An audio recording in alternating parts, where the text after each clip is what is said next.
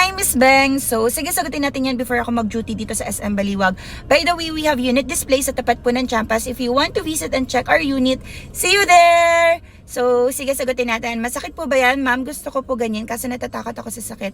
Actually, ma'am, for me, ang masakit lang is kapag in-inject yung anesthesia. And super quick lang naman yun.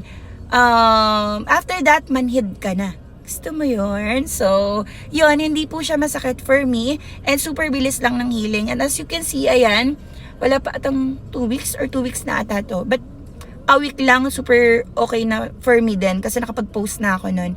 Ayan, so, nakapag-eyeshadow na ako.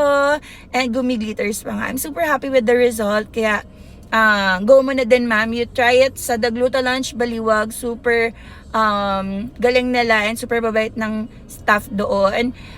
They also have branch in Malolos, Quezon City, and Parañaque. Thank you, God bless, and love, love!